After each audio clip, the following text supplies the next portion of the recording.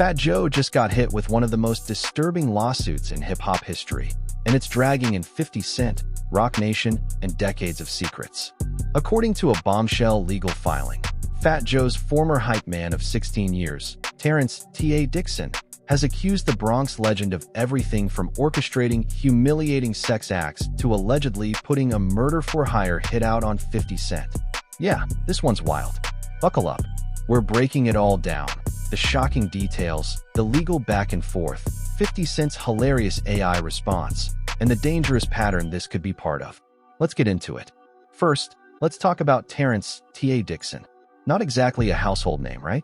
But if you've ever been to a Fat Joe show or watched behind-the-scenes concert footage, you might have seen him hyping up the crowd, working the stage.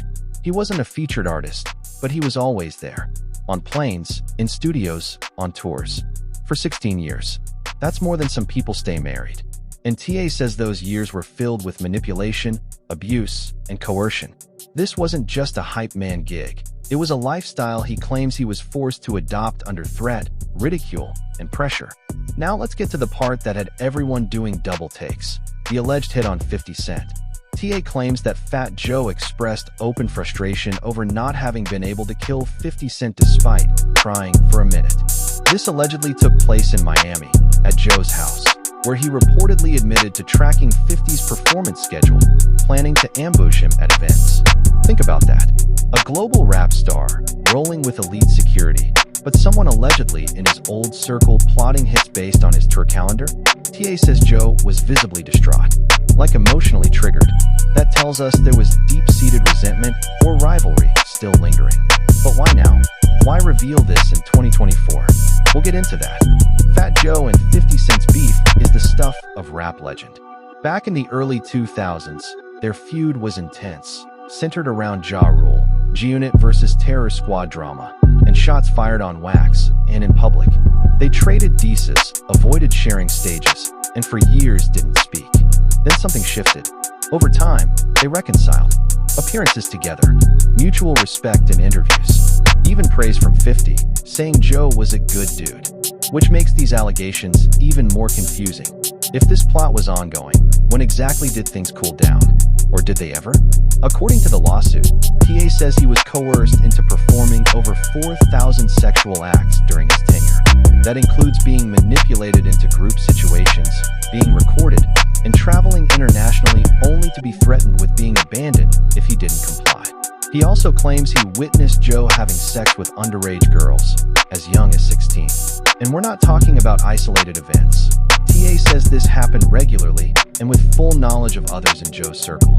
If true, these allegations go far beyond hip-hop politics. This is about institutional abuse. Why didn't TA speak sooner? He says he was silenced through fear. That Joe and his team had a grip on his career, his image, and even his finances. This echoes what we've heard from others in hip-hop and Hollywood, where being in someone's circle often comes with unspoken rules, expectations, and threats. You don't bite the hand that feeds you. You don't go against the boss. And if you do, you're exiled. Or worse. TA's lawyer is the same one who represented Lil Rod in the Diddy case. What's the connection? Well, both lawsuits involve long-standing relationships within the music industry, accuse powerful black men of sexual misconduct, manipulation, and abuse, involve claims of coercion over years, have been filed after earlier lawsuits or legal friction, and both target individuals connected to Roc Nation, a trend that's becoming impossible to ignore. Fat Joe released a statement. This lawsuit is a blatant act of retaliation. The allegations are complete fabrications. He claims this is TA's revenge for being sued by Joe in April for slander. The legal team says the numbers don't add up, the timing is suspect, and the claims are manufactured. But they aren't brushing it off. They're prepping for a full-scale legal battle. You already know 50 Cent wasn't gonna let this slide without getting a few jabs in. He posted an AI-generated pic of him and Fat Joe, joking, "This is a stick-up. I wrote this hook. I should have kept this one." And followed it up with, "Sorry Joe got to deal with this nonsense." 50 is playing it cool, but behind the scenes, you know he's watching closely. His name being connected to a murder plot? That's no joke. These cases are pulling the curtain back on an ugly side of hip-hop. Behind the jewelry, the beats, the fame, there's loyalty and reinforced by fear, power consolidated through manipulation, and careers controlled by unchecked egos. TA says he stayed quiet because he feared losing everything. But now he's ready to speak, and he's naming names. Is this a culture shift? Or will the industry close ranks like it always has? So what now? TA's case will move forward. Fat Joe's legal team will hit back. More details will likely leak. Sponsors may pause partnerships. Roc Nation might go into damage control. And other alleged victims might find the courage to speak. One thing's clear. This story is just beginning. Drop your thoughts in the comments. Do you believe TA's claims? Is Fat Joe being targeted or exposed?